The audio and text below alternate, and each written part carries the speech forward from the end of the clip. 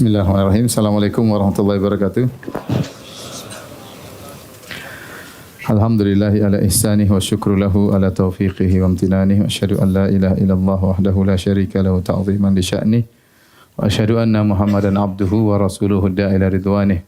Allahumma salli alaihi wa ala alihi wa ashabihi wa ikhwanih. Hadirin dan hadirat yang dirahmati oleh Allah Subhanahu wa taala, kita lanjutkan bahasan kita tentang kisah Ghazwat Badar, perang Badar.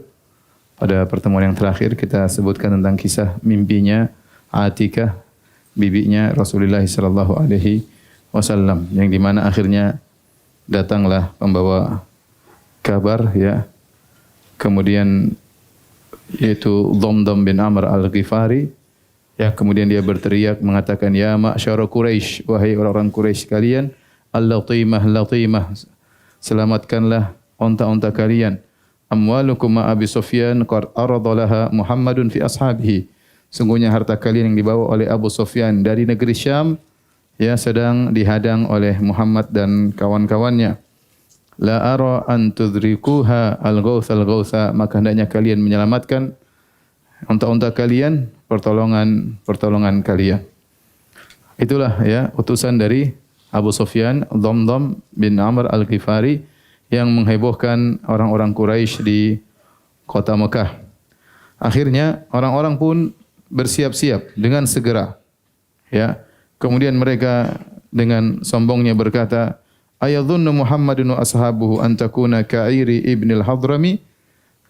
Apakah Muhammad dan kawan-kawannya menyangka bahwasanya kafilah dagang orang Quraisy sama dengan kafilah dagangnya Ibnul Hadrami, yang pernah terjadi kasus dia terbunuh, ya.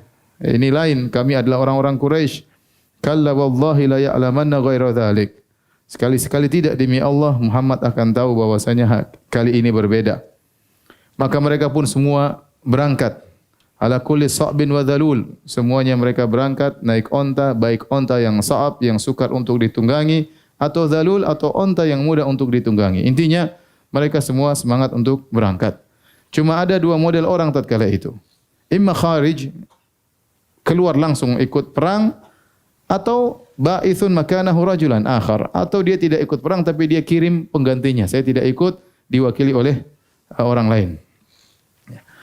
Maka tidak seorang pun dari pembesar-pembesar Quraisy yang ketinggalan tatkala berangkat menuju perang Badar, kecuali Abu Lahab, paman Nabi sallallahu alaihi wasallam. Abu Lahab bin Abdul Muttalib, dia tidak ikut perang dalam perang Badar, dan dia mengirim penggantinya, yaitu Al-Asi bin Hisham bin Al-Mughirah.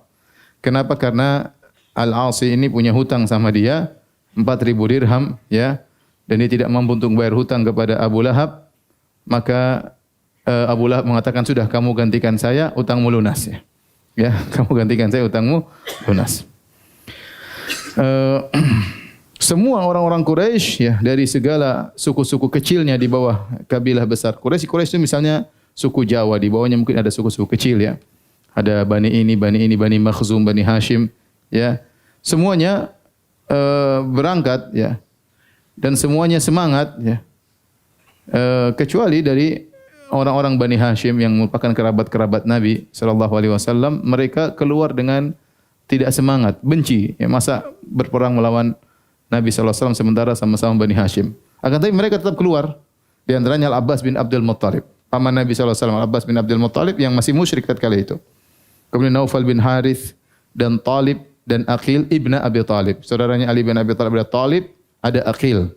Dua-duanya anaknya siapa? Abu Talib. Ini semua dari Bani Hashim, semua kerabat-kerabat Nabi, omnya Nabi atau sepupu-sepupunya Nabi. Mereka tidak ingin berangkat, tapi dipaksa harus berangkat. Akhirnya mereka dengan penuh kejengkelan tetap berangkat menemani orang-orang Quraisy yang lainnya. Kenapa? Karena Bani Hashim termasuk suku Quraisy yang tersohor, yang terkenal, yang punya pamor. Jadi mereka harus keluar. Umayyah bin Khalaf, ya, Umayyah bin Khalaf Al-Jumahi, dia majikannya Bilal. Umayyah bin Khalaf, dia ingin tidak berangkat. Dia tidak ingin berangkat. Wa kana syaikhan jalilan thaqilan, dan dia adalah seorang yang sudah tua dan gemuk, ya. Jadi dia mau perang bagaimana? Udah tua dan gemuk.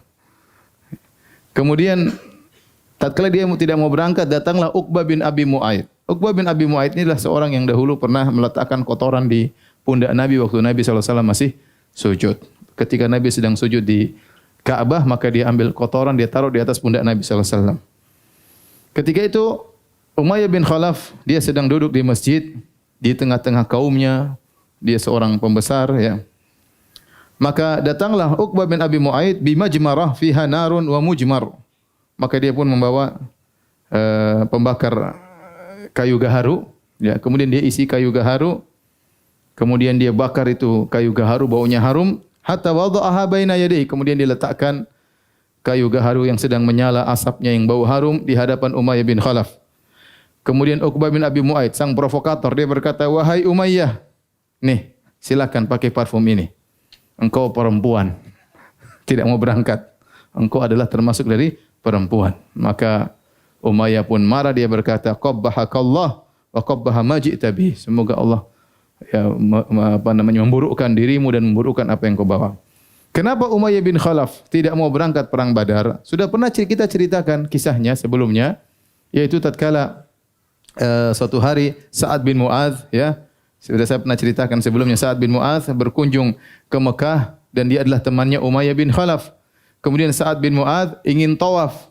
Maka dia bilang, "Wahai Umayyah, carilah waktu yang senggang, saya ingin tawaf." Ya. Akhirnya Sa'ad bin Mu'adz pun tawaf ditemani oleh Umayyah bin Khalaf. Ternyata dilihat oleh Abu Jahal. Abu Jahal lihat Sa'ad bin Mu'adz dari kaum Ansar datang tawaf dengan penuh keamanan. Padahal kaum Quraisy sedang perang sama kaum Ansar karena kaum Ansar melindungi buronan mereka Muhammad sallallahu alaihi wasallam. Jadi Abu Jahal heran. Kemudian Abu Jahal berkata, "Ala araka tatufu bi Makkah aminan wa qad awaitumus subah." Enak saja kau tawaf di kota Mekah dalam kondisi aman, wahai Sa'ad bin Mu'adz. Sementara kalian telah melindungi orang-orang yang keluar dari tradisi kami, yaitu orang-orang kaum muslimin. Wa za'amtum annakum tansurunahum wa tu'inuhum, dan kalian menolong mereka dan membantu orang-orang muhajirin. Amma wallahi laula annaka ma Abi Safwan ma raja'ta ila ahlika saliman. Kalau bukan karena kau ditemani oleh Umayyah bin Khalaf, Abu Safwan, kau tidak akan balik ke Madinah dengan selamat, wahai Sa'ad bin Mu'adz. Maka Sa'ad bin Mu'adz ngamuk, diangkat suaranya, dia berkata, "Ama wallahi la in mana'tani hadza la amna'annaka ma huwa ashaddu 'alaika minhu tariqaka 'alal Madinah." Kalau kau melarang saya untuk tawaf, wahai Abu Jahal, aku akan menghalangimu pada perkara yang lebih berat. Kau tidak bisa berdagang ke negeri Syam. Saya akan halangi kau di kota Madinah. Ya, karena sumber pemasukan orang-orang Quraisy perdagangan ke negeri Syam. Sementara untuk ke negeri Syam, Mekah harus melewati kota Madinah. Karena Mekah di selatan, Madinah di utara, negeri Syam di atasnya lagi. Jadi orang Mekah kalau ingin pergi ke Syam lewat jalur kota Madinah. Ketika Sa'ad bin Mu'adz mengangkat suaranya, maka ditegur oleh Umayyah bin Khalaf. Dia mengatakan, "La tarfa' sautaka ya Sa'ad ala Abil Hakam." Jangan kau angkat suaramu di hadapan Abu Jahal. Dia pemimpin lembah ini. Jagoan kampung sini dia. Maka saat emosi lagi sama Umayyah bin Khalaf. "Da'na anka ya Umayyah, fa wallahi laqad sami'tu Rasulullah sallallahu alaihi wasallam yaqul innahum qatiluk." Biarkan kami wahai Umayyah bin Khalaf, biarkan kami. Biarkan aku dengan Abu Jahal. Demi Allah saya pernah dengar Rasulullah SAW berkata bahwasanya mereka kaum muslimin akan bunuh engkau. Kaget dia. Qala bi Makkah, saya akan dibunuh di Mekah. Kata Sa'ad, "La adri, saya enggak tahu." Pokoknya kau akan mampus. Maka tatkala itu Umayyah pun ketakutan. Faza'an syadidan, dia sangat ketakutan. Maka tatkala dia pulang ke rumahnya, dia berkata kepada istrinya, "Ya Umma Safwan," istrinya, "Wahai Umma Safwan, alam tara ma qala li Sa'ad, tidak kau tahu apa yang dikatakan Sa'ad kepadaku? Apa yang dikatakan kepadamu?" Dia mengatakan Muhammad mengabarkan mereka bahwasanya mereka akan membunuhku. Ya. Maka aku bertanya kepada Sa'ad, apakah aku akan dibunuh di Mekah? Kata dia, "Enggak tahu." Kata Umayyah, "Wallahi la akhruju min Makkah." Demi Allah aku tidak akan keluar dari kota Mekah. Karena dia yakin itu Muhammad sallallahu alaihi wasallam kalau ngomong pasti benar. Pasti benar. Makanya ditanya, "Dibunuh di Mekah enggak?" Enggak tahu. Kalau gitu saya enggak mau keluar dari Mekah ya. Pokoknya saya aman kalau di Mekah. Tatkala tiba perang Badar, ya. Abu Jahal suruh orang semua berangkat menuju Badar, ya. Abu Jahal berkata, "Adriku airakum." Selamatkanlah perdagangan kalian, harta kalian. Maka Umayyah tidak mau keluar. Dia diam aja. Dia takut mati. Maka datanglah Abu Jahal kepada Umayyah bin Khalaf. Umayyah bin Khalaf ini kunyahnya Abu Sofwan. Dia punya anak namanya Sofwan bin Umayyah. Nanti masuk Islam, sahabat. Tapi dia memusuhi Nabi SAW. Masuk Islam belakangan setelah Fatu Makkah. Maka Abu Jahal datang kepada Umayyah. Dia mengatakan, "Wahai Aba Sofwan, innaka mata yaraka an-nas qad takhallafta wa anta sayyidu ahli al-wadi takhallafu ma'aka." Wahai Aba Sofwan, wahai Umayyah bin Khalaf, kalau orang-orang lihat kau tidak ikut perang, sementara kau termasuk penguasa di sini, kau pembesar Quraisy, nanti orang-orang tidak mau akan berangkat. Falam yazal bi Abu Jahal hatta qala, "Amma idza ghalabtani fallahi la ashtarayanna ajwada ba'irin bi Makkah." Akhirnya Abu Jahal terus provokasi. Akhirnya Umayyah mengatakan, "Ya sudah, kalau memang kau telah mengalahkan aku, mendominasiku, ya sudah saya akan berangkat. Demi Allah, aku akan beli onta terbaik di Mekah." Buat apa beli onta terbaik di Mekah? Buat kabur cepat. Jadi subhanallah, ini dari tadi sumpahnya demi Allah, demi Allah, demi Allah. Mereka ini musyrikin, demi Allah terus. Ajwad ba'iri Makkah. Summa qala Umayyah, "Ya Umma Safwan, jahizini." Kemudian dia pergi bilang sama istrinya, "Wahai istriku, siapkanlah kendaraanku." Istrinya berkata, "Wahai suamiku, kau lupa apa yang dikatakan oleh temanmu Al-Yathribi Sa'ad bin Mu'adz. Bosnya kau akan dibunuh oleh mereka." Qala la ma uridu an ajuza ma'ahum illa qariban. Saya ingat, saya tidak ingin pergi jauh-jauh, ya. Pokoknya saya akan jalan sedikit-sedikit. Nanti kapan ada kesempatan saya kabur. Falamma kharaja Umayyah akhadha la yanzilu manzilan ila aqala ba'irahu. Falam yazal bidzalika hatta qatalahu Allah azza wa jalla bi Badar. Ya, maka dia keluar dari kota Mekah, selalu dia ikat ontanya siap-siap kabur. Tapi terus ke bawah sampai ke Badar, sampai ke tempat kebinasaannya. Ya. Inilah ya kisah Umayyah bin Khalaf. Nanti akan disebutkan bagaimana dia dibunuh oleh Bilal, sang budak yang pernah dia siksa. Taib. Adapun persiapan kaum musyrikin. Kaum musyrikin, ya, jumlah mereka pertama kali keluar dari kota Mekah 1319. Ya, pasukan 1319 pasukan. Ya. Bersama mereka ada 100 pasukan berkuda dan situ mi'at dira, 600 pasukan memakai baju perang. Ya, karena tidak semua orang punya baju perang mahal. Ya, mungkin di tempatnya sulit, harganya mahal, tidak semua orang punya baju perang yang kuat, kalau kena pedang tidak bisa tembus, ya. Oleh karenanya cuma 600 orang yang punya baju perang. Kemudian onta yang sangat banyak, ya. Tidak diketahui berapa jumlah onta yang lebih tepat, dan dipimpin oleh Abu Jahal bin Hisham la'anahullah, dipimpin oleh Abu Jahal. Tatkala orang Quraisy sudah selesai dari persiapannya dan mereka siap untuk berjalan, maka mereka pun ingat apa yang telah terjadi antara mereka dengan Bani Bakar. Bahwasanya dulu ada permasalahan lama antara Quraisy dengan Banu Bakar. Maka mereka berkata, "Inna nakhsha an ya'tuna min khalfina." Bahaya nih. Kalau kita pergi meninggalkan kota Mekah, nanti Banu Bakar datang menyerang kota Mekah. Sementara kita sedang bermusuhan dengan mereka, ya, hampir-hampir mereka pulang balik. Waduh, gawat ini. Kita pergi kota Mekah kosong, nanti diserang oleh Banu Bakar, sementara kita masalah dengan mereka. Fatabaddalahum iblis fi surati Suraqah bin Malik bin Ju'shum al-Mudliji. Tiba-tiba iblis, ini harus, kalau mereka pulang, waduh, enggak jadi perang. Iblis harus turun tangan. Maka iblis menjelma menjadi seorang yang bernama Suraqah bin Malik bin Ju'shum al-Mudliji. Ya. Seorang orang mulia dari Bani Kinanah, dan kita tahu setan mampu untuk apa? Menjelma, ya. Makanya Ibnu Taimiyah pernah dikabarkan oleh sebagian orang, mereka mengatakan, "Wah Ibnu Taimiyah, kami melihat engkau di tempat sana." Kata Ibnu Taimiyah, "Itu bukan saya di sini. Dzaka syaitan yatamatsalu bi." Itu syaitan sedang meniru rupaku. Kali ini iblis, karena ini penting sekali, bukan anak buahnya lagi, iblis langsung turun tangan. Iblis menjelma menjadi Suraqah bin Malik bin Ju'shum, dan Suraqah adalah salah seorang pemimpin dari Bani Kinanah. Kemudian iblis berkata kepada Abu Jahal dan teman-temannya, "Ana lakum jar min an ta'tiyakum kinana min khalfikum bi syai'in takrahunahu." Jangan khawatir, saya jadi penanggung jawab. Kalian pergi saja. Tidak akan ada yang datang mengganggu kota Mekah. Saya akan melindungi kota Mekah. Saya penanggung jawab karena saya pembesar dari Bani Kinanah. Dan Banu Bakar dari Banu Kinanah.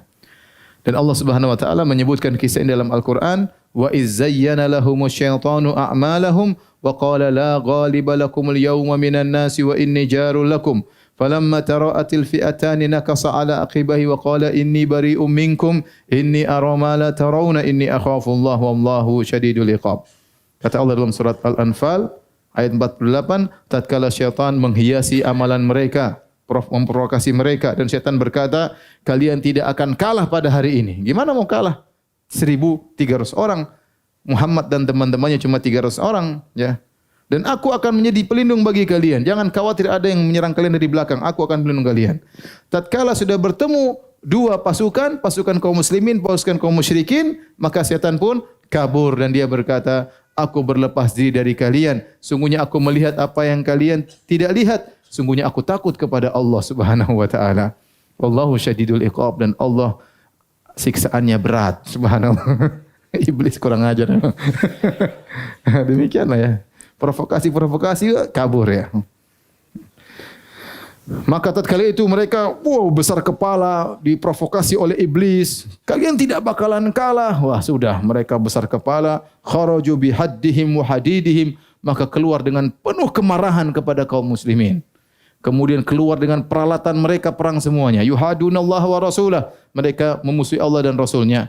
Bahkan mereka bersama mereka Al-Qiyan. Al-Qiyan itu budak-budak wanita yang berjoget-joget, nyanyi-nyanyi untuk provokasi mereka. Pakai alat musik untuk bernyanyi, untuk menyemangati mereka. Ya, untuk apa?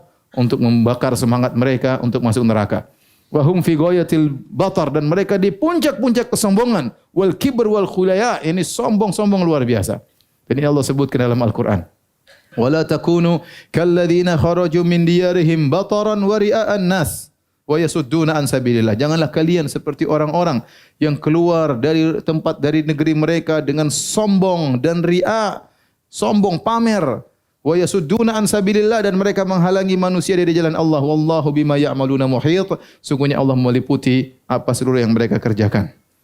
Para salaf seperti Ibnu Abbas, Mujahid, Qatadah, Ad-Dhahak, As-Suddi, mereka menafsirkan ayat ini, kata mereka humul musyrikun, yaitu orang-orang yang keluar dengan penuh kesemangat, orang-orang kaum musyrikin, alladzina qatalahum Rasulullah sallallahu alaihi wasallam yaum Badar, yang di mana mereka diperangi oleh Nabi dalam perang Badar. Di antara orang kafir Quraisy ada yang donaturnya, al-mut'imun, tukang sediakan makanan. Pokoknya tiap hari yang tanggung mereka. Siapa mereka? Donaturnya ini ada 12 orang yang bertanggung jawab makanan, apa namanya? Kalau presiden apa? Makanan selama peperangan, mereka yang bertanggung jawab. Mereka adalah Al-Abbas bin Abdul Muttalib, paman Nabi. Dipaksa karena dia orang kaya.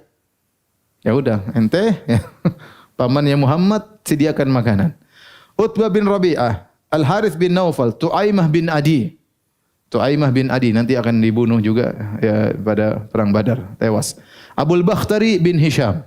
Abul Bakhtari seorang yang baik, yang dia pernah menolong Nabi sallallahu alaihi wasallam, tapi dia ikut berperang juga. Hakim bin Hizam, ponakannya Khadijah, masih musyrik semuanya. Ini orang kaya semua ini, donatur-donatur orang kafir Quraisy. Nadhr bin Harith, Abu Jahal bin Hisham, Umayyah bin Khalaf, Nubaihan ibn al-Hajjaj, kemudian Munabbih ibn al-Hajjaj, Suhail bin Amr. Inilah 12 orang para donatur kaum Quraisy dalam perang Badar.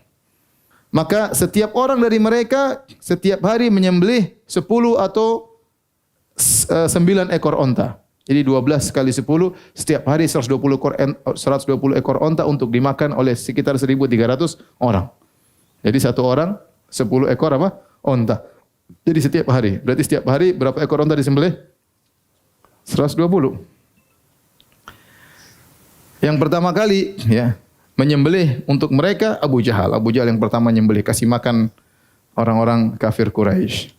Di situ Allah berfirman, "Innal ladzina kafaru yunfiquna amwalahum liyasuddu an sabilillah, fasayunfiqunaha thumma takunu 'alaihim hasratan thumma yughlabun." Sungguhnya orang-orang kafir mereka berinfak mereka mengeluarkan harta mereka untuk menghalangi manusia dari jalan Allah Subhanahu wa taala. Jadi kita harus ingat, bukan kita orang Islam aja yang berinfak. Orang-orang kafir juga apa?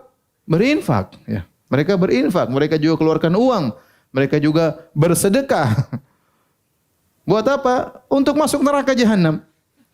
Fasayunfiqunah, mereka akan berinfak, tsumma takunu alaihim hasrah. Kemudian infak mereka itu akan menjadi penyesalan bagi mereka. Semakin mereka berinfak, semakin mendekatkan mereka kepada neraka jahanam. Tapi yang menjadi perhatian kita bahwasanya bukan cuma kita yang berkorban. Orang kafir juga berkorban. Mereka juga keluar duit. Yahudi keluar duit, Nasara keluar duit. Mereka keluar duit biaya untuk bisa bagaimana ya menguasai ya kaum muslimin.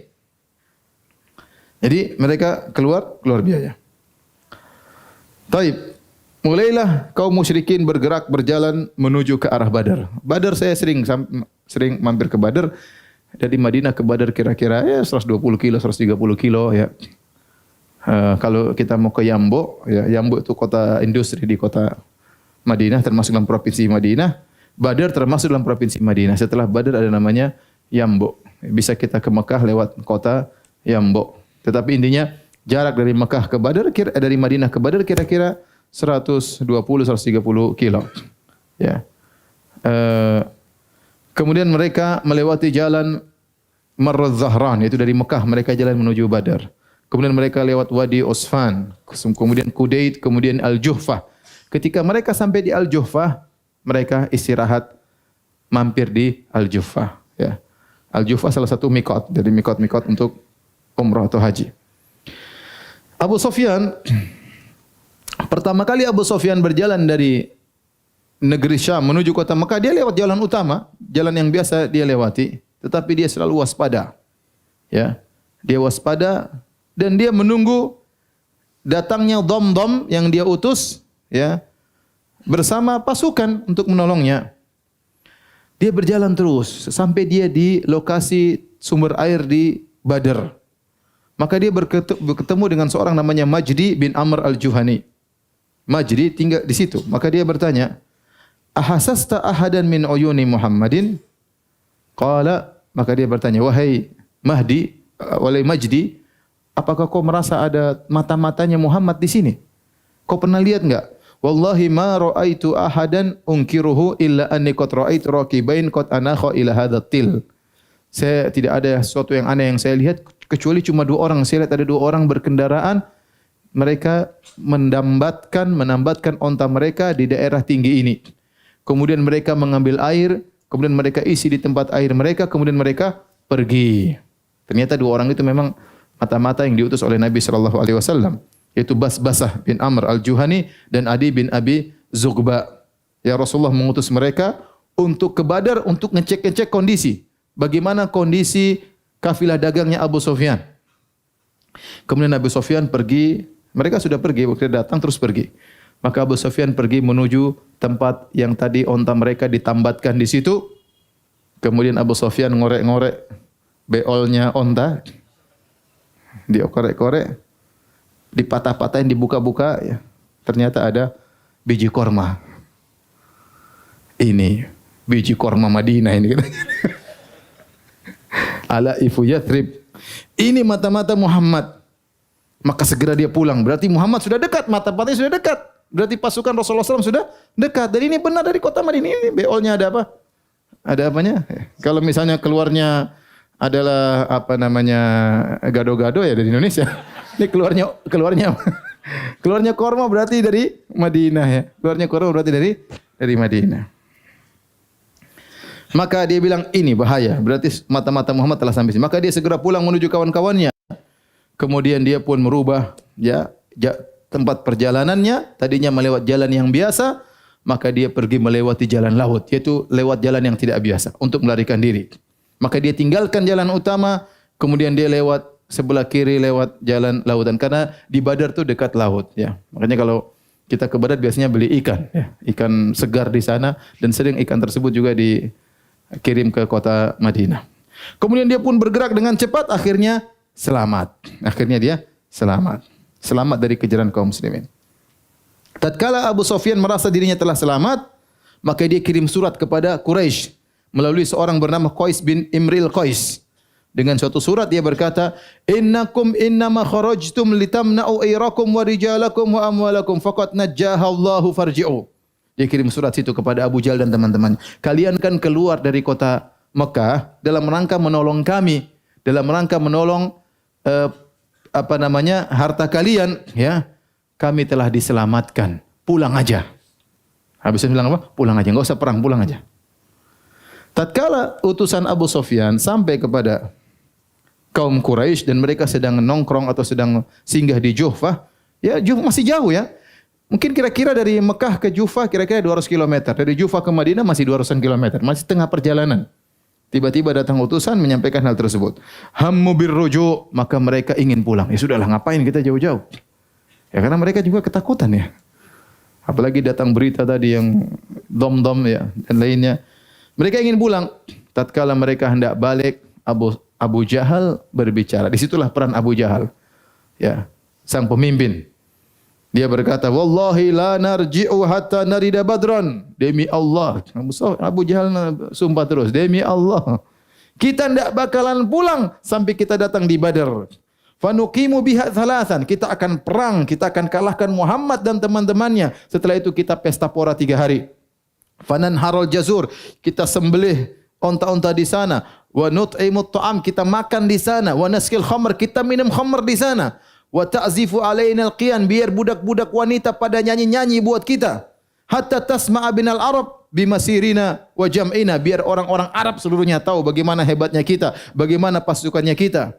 Fala yazaluna yahabunana abadan ba'daha, sehingga mereka akan takut kepada kita selama-lamanya. Enggak ada pulang-pulang. Habis dulu Muhammad, pesta berapa hari? 3 hari. Meskipun Abu Jahal sudah provokator, provokasi luar biasa, maka berilah seorang namanya Al-Akhnas bin Syuraik. Dan dia adalah halif, yaitu sekutu dari Bani Zuhrah. Maka dia berkata, tadi pasukan kaum musyrikin berapa jumlahnya? 1.300 sekian. Maka Bani Zuhrah, dia berkata, "Ya Bani Zuhrah, qad najallahu lakum amwalakum." Wahai Bani Zuhrah, Allah telah menyelamatkan harta kalian. Sudah, Abu Sufyan sudah selamat. Wa khallasalakum sahibakum Makhrama bin Naufal. Makhrama bin Naufal yang ikut sama Abu Sufyan juga selamat. Dia dari kabilah kalian sudah selamat. Wa inna ma nafartum litamna'uhu wa malahu. Bukankah kalian keluar ini kita pergi ini untuk menyelamatin Makhramah? Dan dia sudah selamat Abu Sufyan untuk menyelamatkan harta kalian, harta kalian sudah selamat. Faj'alu bi jubnaha warji'u fa innahu la hajata lakum bi an takhruju fi ghairi dhai'ah. Sudahlah, pulang. Kalau orang bilang kalian penakut, bilang saya yang penakut. Kita pulang. Bilang saya penakut. Setiap mau bilang penakut, saya bilang penakut. Pulang. Kita pulang. Kita ini keluar ngapain? Enggak ada kerjaan. Pulang. Lama yaqulu hadza. Jangan ikutan si Abu Jahal. Ya. Dia tidak peduli. Akhirnya mereka pulang dari Juhfah. Tidak ada satu dari Bani Zuhrah pun satu pun yang ikut. Dan jumlah mereka sekitar 300 orang. Berkurang. 1.300 jadi tinggal berapa? 1.000. Semuanya mundur. Banu Hashim ingin pulang juga. Al-Abbas pamannya Nabi, Aqil, Talib bin Abi Talib paman-pamannya Nabi, sepupu-sepupunya Nabi. Mereka juga mau perang. Begitu mereka hendak pulang, Abu Jahal ingatkan, tidak ada pulang-pulang. Kau temani kalian temani kami sampai selesai. Ya sudah, akhirnya mereka terpaksa ikut lagi. Kemudian mereka pun berjalan menuju arah Badar kaum musyrikin sampai mereka singgah suatu tempat ya di Al-Udwatil Quswa, yaitu bagian yang yang lebih jauh dari lembah yang ada di Badar. Ada Al-Udwatil Quswa wa Udyatud Dunya ya, itu di pinggir lembah bagian atas maupun bagian bawah. Rupanya di situ ada lembah yang besar.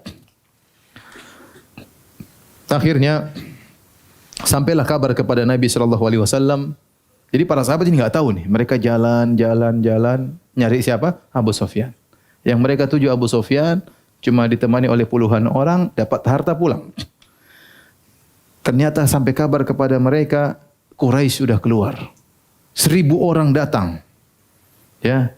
Dan Rasulullah dan para sahabat ya mendengar bahwasanya mereka sudah menuju kepada Badar.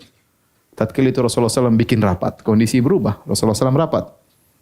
Maka Rasulullah kabarkan, wahai para sahabatku, Abu Sufyan enggak tahu kabarnya, orang-orang Quraisy sudah apa? Datang, ingin tolong Abu Sufyan. Ya. Kemudian akhirnya sebagian sahabat enggak suka kondisi ini. Kenapa? Karena mereka keluar bukan untuk perang lawan Abu Jahal. Mereka keluar untuk menghadang siapa? Abu Sufyan. Ya. Karena mereka keluar dengan persiapan sedikit, persenjataan seadanya, jumlah sedikit cuma 319, sekarang dihadapkan dengan 1019. Ya. Akhirnya mereka sebagian sahabat tidak mau. Kita enggak mau perang lawan siapa? Abu Jahal dan teman-temannya. Allah menggambarkan bagaimana perasaan para sahabat tatkala itu. Kata Allah Subhanahu wa taala, "Kama akhrajaka rabbuka min baitika bil haqq wa inna fariqam minal mu'minina lakarihun." Sebagaimana Rabbmu telah mengeluarkan engkau dari rumahmu, yaitu untuk dengan kebenaran kau keluar, sungguhnya sebagian dari kaum mukminin benci untuk keluar untuk perang. Yujadilunaka fil haqqi ba'da ma tabayyana ka'annama yusaquna ilal mauti wa hum yanzurun. Mereka diskusi mendebati engkau wahai Rasulullah, padahal itu adalah kebenaran. Ya, mereka seakan-akan diarahkan kepada kematian dan mereka melihat mereka menuju pada kematian. Sebagian sahabat tidak mau perang. Wa idh ya'idukumullahu ihda ta'ifataini annaha lakum. Tatkala Allah menjanjikan, pasti salah satu keduanya kalian menangkan. Ya, apakah kalian akan menang mengalahkan Abu Sufyan ataukah kalian akan menang melawan Abu Jahal? Allah sudah janjikan pasti menang. Salah satunya pasti kalian menangkan. Entah yang kalian ketemu Abu Sufyan atau yang kalian ketemu siapa? Abu Jahal. Wa tawadduna anna ghayra dzati syaukati takunu lakum. Sementara kalian para sahabat ingin Abu Sufyan aja. Abu Jahal repot enggak ada apa-apa, musuh banyak enggak bawa apa-apa. Abu Sufyan sedikit, hartanya apa? Banyak. Wa tawadduna, kalian berharap musuh kalian bukan Abu Jahal, tapi kumpulan siapa? Abu Sufyan. Wa yuridullahu ayyuhiqal haqqa bi kalimati. Tapi Allah ingin mewujudkan kebenaran dengan kalimatnya, wa yaqta' dabirul kafirin. Allah ingin mematahkan kaum kafirin. Taib, demikianlah ternyata Allah mentakdirkan yang mereka ketemu bukan Abu Sufyan. Yang mereka ketemu siapa? Abu Jahal dan kawan-kawannya. Dan ini mereka para sahabat sebagian tidak suka, tapi kata Allah, asa antakrahu syai'an wa huwa khairul lakum. Bisa jadi kau benci sesuatu ternyata lebih baik. Seandainya kalau mereka ketemu dengan Abu Sufyan, apa yang terjadi? Enggak ada cerita. Ketemu Abu Sufyan, bawa harta pulang, selesai. Tidak ada cerita akidah, tidak ada cerita perang, tidak ada cerita kehebatan, tidak ada. Tetapi ternyata Allah mentakdirkan mereka bertemu dengan siapa? Abu Jahal. Baru itu cerita namanya perang Badar. Kalau mereka ketemu Abu Sufyan, kita enggak ada pengajian perang Badar. Jadi Allah menghendaki yang terbaik. Terkadang seorang tidak suka, tapi ternyata Allah menghendaki kebaikan. Maka tatkala Nabi sampaikan, ini kemungkinan besar kita akan bertemu dengan Abu Jahal. 1000 orang dengan persenjataan yang lengkap, dengan kekuatan yang full. Kemudian tatkala itu Nabi berdiskusi sama mereka. Ada kaum Muhajirin, ada kaum Ansar. Maka berbicaralah Abu Bakar As-Siddiq. Siap ya Rasulullah. Umar bin Khattab berbicara, siap ya Rasulullah, innaha Quraisyun wa izzuha. Ya Rasulullah, Quraisy sudah datang dengan semua keperkasaannya datang. Wallahi ma dzallat mundu azzat. Demi Allah ya Rasulullah, mereka tidak pernah terhina sejak mereka jaya. Wala amanat, artinya sekarang kita hinakan mereka. Sejak mereka jaya jadi dari zaman dulu mereka tidak pernah dihinakan ya Rasulullah. Wala amanat mundu kafarat, dan sejak mereka kafir mereka tidak pernah beriman. Wallahi la tuqatilannaka, demi Allah mereka Quraisy akan memerangi engkau. Wahai Rasulullah, fata'ahab lidzalika uhbatahu, maka siapkanlah dirimu wahai Rasulullah, wa aiddalah uddatahu, siapkanlah kekuatan untuk melawan mereka. Rasulullah senang dengar Abu Bakar dengan Umar. Rasulullah belum kasih keputusan. Rasulullah berkata lagi, "Ashiru alayya ayyuhan nas." Bagaimana pendapat kalian wahai para sahabat? Rasulullah ingin kaum Ansar yang bicara. Kalau kaum Muhajirin jelas semangat. Mereka diusir dari Mekah, punya masalah sama orang Quraisy. Kaum Ansar enggak ikut-ikutan. Dan kaum Ansar waktu mengundang Nabi ke kota Madinah, kaum Ansar berjanji untuk membela Nabi tapi dalam kota Madinah. Bukan di luar. Sekarang artinya mereka mengatakan, "Ya Rasulullah, la namna annaka mimma namna'u bihi uzurana." Ya Rasulullah, kami akan bela engkau sebagaimana kami bela istri-istri kami di kota Madinah. Kalau ada yang datang memacam-macam, kita bela mati-matian kota Madinah. Tapi sekarang perangnya bukan di kota Madinah. Di mana? Di Badar. Maka Rasulullah ingin pendapat mereka. Kaum Muhajirin sudah berbicara, Rasulullah mengatakan asyiru alayya ayuhan nas. Bagaimana menurut kalian? Kasih ide wahai para sahabatku. Rasulullah tawadhu. Saya silakan, saya memang punya ide. Faqamal Miqdad bin Amr. Al-Miqdad bin Amr berbicara. Dia juga dari kaum Muhajirin. Maka dia mengatakan suatu perkataan yang sangat indah sampai Ibnu Mas'ud berkata, "Aku mendengar Miqdad bin Amr suatu peristiwa, seandainya aku yang menjadi dia, sungguh aku sangat gembira tidak mau ditukar dengan apapun." Karena perkataan dia sangat indah. Di saat menjelang perang Badar. Apa perkataan Miqdad? Dia berkata, "Ya Rasulullah, imdi lima arakallah." Ya Rasulullah, jalan sesuai dengan Allah tunjukkan kepadamu. Fanahnu ma'aka, kami akan terus bersamamu. Wallahi la naqulu laka kama qalat banu Israil li Musa idhhab anta wa rabbuka faqatila innaha huna qa'idun. Demi Allah kami tidak akan ngomong kepada Anda sebagaimana Bani Israel berkata kepada Musa, pergilah kau sendiri sama Tuhanmu perang, kami nunggu di sini. Kami tidak demikian ya Rasulullah. Kemudian Miqdad berkata, walakin nadhhab anta wa rabbuka faqatila innama akuma muqatilun. Pergilah engkau wahai Muhammad dan Rabbmu berperang, kami beserta kalian berperang bersama kalian. Wallahi walladzi ba'atsaka bil haqq law sirta bina ila barkil ghumat la jaladna ma'aka min duni hatta tablughahu. Demi Allah ya Rasulullah, kalau kau ngajak kami perang ke Barkil Gimat, tempat yang jauh, mungkin ratusan kilo atau ribuan kilo, kami akan berangkat bersamamu sampai kau tiba di tempat tersebut. Subhanallah, ya. Dalam riwayat yang lain dia berkata, walakinna nuqatil an yaminik wa an shimalik wa baina yadayk wa khalfak. Ya Rasulullah, kami tidak seperti Bani Israel. Kami akan berperang bersamamu. Kami berperang dari depanmu, dari belakangmu, dari kananmu, dari kirimu. Dalam riwayat Miqdad berkata, ya Rasulullah, walladhi nafsi biyadihi, law amartana an nukhidhaha al-bahra la akhadnaha. Kalau kau perintahkan kami wahai Rasulullah agar kami menyeberang lautan, kami akan menyeberang lautan. Lau amartana an nadriba akbadaha ila Barqil Gimat fa'alna. Kalau kau perintahkan kami pergi ke Barqil Gimat, kami akan berangkat wahai Rasulullah. Maka kata Ibnu Mas'ud yang meriwayatkan hal ini, aku melihat wajah Nabi berseri-seri, bergembira dengan perkataan Al-Miqdad, ya, tetapi Al-Miqdad bin Amr juga dari kaum Muhajirin. Nabi masih bilang lagi, asyiru alayya ayyuhan nas. Wahai para sahabatku, ada ide kah? Silakan ngomong, kasih pendapat. Nabi ingin dengar dari siapa? Kaum Ansar. Ya. Dan pasukan paling banyak kaum Ansar waktu itu. Pasukan paling banyak kaum Ansar. Kalau kaum Muhajirin ya wajar diusir dari Mekah, gendam, jingkil, ya wajar. Ini kaum Ansar yang ada ikut-ikutan. Maka fafahimatil Ansar. Maka kaum Ansar pun paham Nabi ingin mendengar dari mereka. Maka berilah Sa'ad bin Mu'adz, sang jagoan. Yang tadi maki-maki Abu Jahal di Mekah. Pimpinan kaum Ansar. Dia berkata, wallahi laka'annaka turiduna ya Rasulullah. Demi Allah seakan-akan kau ingin, kau maksudkan kami ya Rasulullah. Kata Rasulullah, ajal, iya benar. Maka Sa'ad berkata, faqad aman nabika, ya Rasulullah kami telah beriman kepadamu. Wa saddaqnaka, dan kami telah membenarkan engkau. Wa syahidna anna ma ji'ta bihi wal haq, dan kami bersaksi apa yang kau bawa adalah kebenaran. Wa atainaka ala dzalika uhudana wa mawathiqana, dan kami telah menunaikan janji kami, meletakkan janji kami kepada engkau. Ala sam'i wa ta'ah, kami akan mendengar dan taat. Famdi ya Rasulullah lima aratta fanahnu ma'ak. Berjalanlah wahai Rasulullah, apa yang kau inginkan kami akan bersamamu. Fa walladzi ba'atsaka bil haqq, demi Allah yang mengutusmu dengan kebenaran. Lawis ta'aradta bina hadzal bahra fa khuttahu la khutnahu ma'ak. Kalau kau bawa kami menuju lautan, lantas kau tenggelam dalam lautan, kami akan juga masuk dalam lautan. Ma takhallafa minna rajulun wahid, tidak seorang pun dari kaum Ansar yang akan ketinggalan. Wa ma nakrahu an talqa bina aduwana ghadan inna la suburun fil harbi. Kami tidak benci sama sekali untuk bertemu dengan musuh esok hari. Innala suburun fil harbi, kami akan bersabar dalam peperangan. Sudukun fil liqa, dan kami akan tulus dalam berperang. Wala 'alallaha yurika minna ma taqarrabi ainuk. Insyaallah Allah akan menunjukkan kepadamu perbuatan kami akan menyenangkan hatimu. Fasir bina ala barakatillah. Ayo kita jalan ya Rasulullah di atas keberkahan Allah Subhanahu wa taala.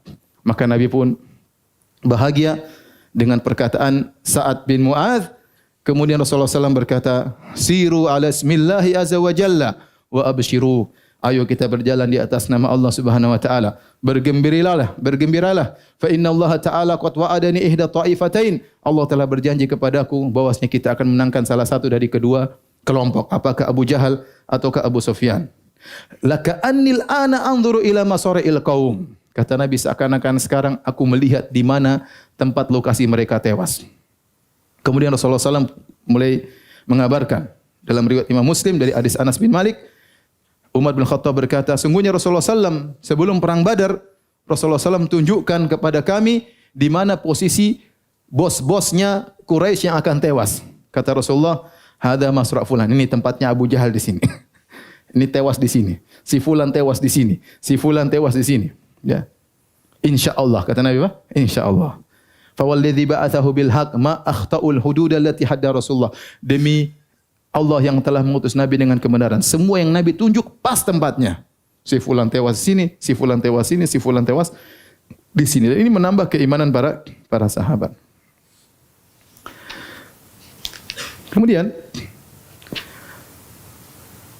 Rasulullah SAW sampailah di Al-Udwatud Dunya. Jadi Badar itu lembah yang besar. Ada Al-Udwatul Quswa, ada Al-Udwatud Dunya. Yang Quswa itu yang paling jauh, ya, Al-Dunya yang lebih dekat atau yang lebih pendek, ya, ujung-ujung lembah. Jadi orang Quraisy di ujung sebelah sana, Nabi dan pasukannya ujung sebelah sini. Sebagaimana Allah Subhanahu wa taala berfirman, "Idz antum bil udwatid dunya wa hum bil udwatil quswa, war-rakbu asfala minkum."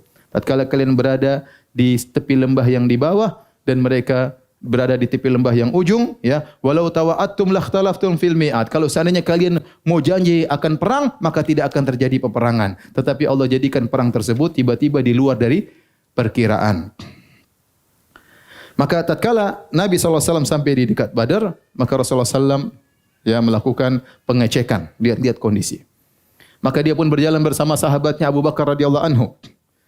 Kemudian mereka berdua berjalan, Nabi dan Abu Bakar cari-cari tahu, karena Nabi tidak tahu ilmu gaib. Nabi cek-cek juga gimana kondisi, ya. Sampailah mereka bertanya tentang Quraisy, akhirnya mereka berdua ketemu dengan seorang orang sudah tua disebut namanya Sufyan ad-Damri. Maka Rasulullah SAW bertanya kepada dia. Yang orang itu mungkin tinggal di sekitar Badar. Nabi bertanya, bagaimana Quraisy? Bagaimana Muhammad dan kawan-kawannya? Ada kabar enggak kepada engkau tentang Abu Jahal dan kawan-kawannya dan Muhammad dan kawan-kawannya? Maka orang tua itu berkata, la ukhbirukum hatta tukhbirani mimman antuma. Saya tidak akan kabarkan kepada kalian berdua, Rasulullah dan Abu Bakar. Dia tidak tahu siapa mereka berdua. Saya tidak akan kabarkan kepada kalian berdua sampai kalian kabarkan kepadaku, kalian berdua dari mana dulu? Kata Nabi, idza akhbartana akhbarna. Kalau kau kabarkan kepada kami, kami akan kabarkan kepada engkau kami dari mana. Adzaka bidzak, harus begitu kah? Kata, "Na'am," kata Nabi SAW. Oke, orang ini berkata, "Balagoni anna Muhammadan asbahu kharaju yauma kadza wa kadza. Fa in kana sadaqa alladhi akhbarani fahumul yawm bimakan kadza wa kadza." Sampai kepada kabar kepadaku bahwasanya Muhammad dan teman-temannya telah keluar dari kota Madinah pada hari ini. Kalau yang menyampaikan kabar kepadaku itu benar, harusnya Muhammad sekarang berada di sini dan di sini. Dan pas. Pas di situ tempat Nabi dan para sahabat. Kemudian dia berkata, "Wa balagani anna Quraisyan kharaju yauma kadza wa kadza. Fa in kana alladhi akhbarani sadaqani fa humul yawm bimakan kadza wa kadza." Dan telah sampai kepadaku bahwasanya Abu Jahal Quraisy telah keluar pada hari ini. Kalau benar yang mengabarkan kepadaku, maka mereka sekarang posisinya di sini dan itu sudah tepat, persis seperti yang diperkirakan. Setelah dia mengabarkan kepada Nabi SAW, maka dia tanya, "Sekarang ente berdua dari mana?" Kan sudah janji. Kata Nabi SAW, "Nahnu mimma," kami dari air. Kemudian Nabi pergi. Syekh bilang, "Air mana?" Maksudnya mata air mana? "Amin ma'il Iraq," dari Irak. Rasulullah tidak jawab. Rasulullah jalan saja. Ini namanya tauriyah, ya. Tauriyah. Kalau Nabi bilang kita dari Madinah, ya pasti ketahuan. Maka ini namanya perang, dalam kondisi peperangan, maka Nabi mengatakan kami berasal dari mata air, ya. Dan tafsirannya banyak, dari mata air, dari air mani, macam-macam. Ya, intinya dia dari mata air mana? Selamat jalan. Azan, ya. Udah, perangnya kita tunda 2 minggu lagi. Baik, yang mau bertanya saya persilakan. Allah Ta'ala alam bisawab.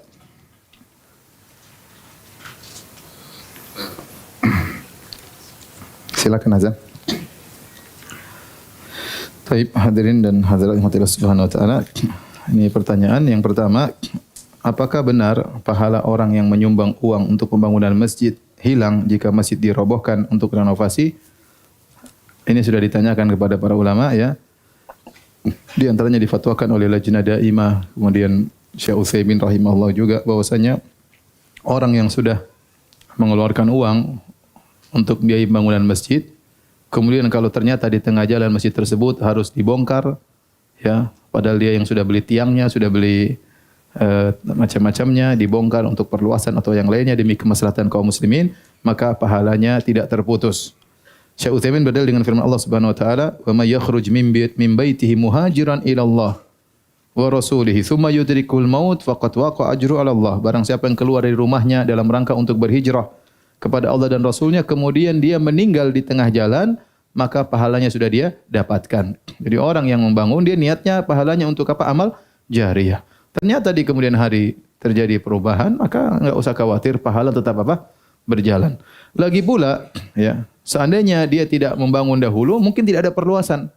Ya, jadi karena dia membangun dahulu, sehingga akhirnya orang-orang belakangan mungkin 100 tahun lagi atau berapa puluh tahun lagi melakukan perluasan sebab karena pembangunan yang awal, ya atau tidak? Oleh karenanya mereka yang membangun awal ini merupakan sebab terjadinya renovasi untuk pembangunan yang kedua, maka pahala masih terus berlanjut ya. Ya, jadi enggak masalah kalau memang masjid perlu diperluas ya. Apa yang disumbangkan oleh orang dahulu yang pertama tidak berkurang pahalanya dan tidak berhenti pahalanya. Wallahu a'lam bishawab. Apakah benar ahlu Badar semua mukmin yang ikut perang Badar masuk surga apapun kondisi akhir kehidupan mereka? Dalam hadis kata Nabi sallallahu alaihi wasallam bersabda, "Fala Allah tala ala ahli Badar." Faqala i'malu ma syi'tum faqad ghafartu lakum. Kata Nabi sallallahu alaihi wasallam, mungkin Allah sudah tahu melihat kepada perang yang ikut serta perang Badar dan Allah berkata, lakukanlah apa yang kalian kehendaki, sungguh aku telah mengampuni dosa-dosa kalian. Artinya Allah memberi taufik kepada mereka ya untuk terus beriman sampai akhir hayat mereka dan Allah sudah menjamin surga bagi mereka. Jika mereka melakukan kesalahan-kesalahan maka tidak dianggap oleh Allah Subhanahu wa taala dan buktinya mereka tidak musyrik. Buktinya mereka tidak musyrik ya. Ya, jadi mereka dijaga oleh Allah Subhanahu wa taala. Sebagian mereka melakukan kesalahan seperti Hatib bin Abi Balta'ah, tapi Nabi maafkan, Allah Subhanahu wa taala maafkan karena Hatib bin Abi Balta'ah ikut perang Badar dan dijamin surga oleh Allah Subhanahu wa taala. Ustaz, umur ana 18 tahun. Kalau saya ada keinginan nikah, salah atau tidak? Enggak salah. Umur 15 tahun pengen nikah juga enggak salah. Tapi harus punya kemampuan untuk apa? Nikah. Sesuai hadis Nabi sallallahu alaihi wasallam, ya ma'syarasy syabab man istata'a minkumul ba'a falyatazawwaj. Wahai para pemuda, siapa di antara kalian mampu untuk menikah, maka menikahlah. Fa innahu aghaddu lil basar, karena itu lebih menundukkan pandangan, wa asalul farj, untuk menjaga kemaluan. Faman lam yastati' fa alaihi bis-shaum. Kalau tidak mampu maka puasa, ya. Jadi antum umur 18 tahun ingin menikah, wajar ya. Apalagi di zaman sekarang. Tapi kalau kerasa keinginan tinggi, duit enggak ada, puasa ya. Puasa. Kalau ternyata dimudahkan punya rezeki, segera menikah. Ya, jangan tunda-tunda. Kalau nikah muda enak. Kita menikah umur 18 tahun, anak cepat besar ya. Ya, kita ini sampai saya punya kawan dulu di Madinah. Dia sama anaknya kita kira adik kakak. Ternyata bapak dan anak ya. Ya, dan ada orang sini apa nikah muda. Ada yang nikah umur 12 tahun di sana. Umur 12 tahun sudah produktif. sudah punya anak. Dia punya anak. Dan saya punya teman gitu. Saya ketemu teman saya, anaknya seperti adiknya. Ternyata dia nikah muda, belasan tahun dia sudah menikah. Jadi dia umur 25, anaknya sudah umur 13 tahun. Masya Allah. Antum umur 40 baru nikah. Ya. Anak 10 tahun, antum sebentar lagi mampus. Sebentar lagi meninggal dunia. Makanya jangan terlalu banyak pilih ya. Syaratnya harus begini, enggak laku-laku antum. Ya, jadi kita kapan bisa segera nikah aja ya. Insyaallah pokoknya tertarik, soleha, nikah aja ya. Nah, nanti. Kan harus cantik, harus tinggi, harus mancung, harus ini. Sementara dia hitam, pendek, pesek. Jadi insyaallah umur 18 tahun ingin nikah itu wajar ya. Wajar ya.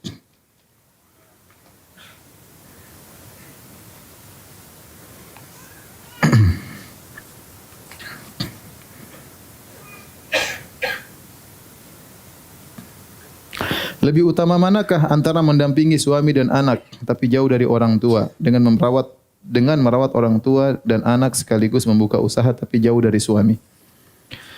Saya rasa diskusikan sama suami, minta pemahaman dari suami, pengertian dari suami ya. Sampaikan kapan lagi saya mau bisa ngurus orang tua ya. Tapi kalau seandainya suami misalnya mengatakan kamu harus di saya, maka taat kepada suami lebih utama. Kata para ulama, setelah seorang wanita menikah, maka ketaatannya yang lebih utama pindah dari orang tua menuju kepada suami. Dan ini dibahas oleh para ulama. Mungkin ada yang bertanya, Ustadz kok bisa demikian? Bukankah orang tua yang telah mengandung, yang telah memelihara, sudah sampai besar, diambil sama orang kok ketaatannya pindah? Demikian syariat memutuskan. Karena di balik ketaatan istri kepada suami ada maslahat yang besar.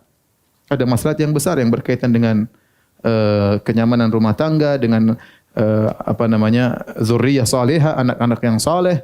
Kalau tidak ada ketaatan dari istri kepada suami, perjalanan kehidupan rumah tangga orang akan kacau dan akhirnya berdampak pada anak-anak yang kurang baik.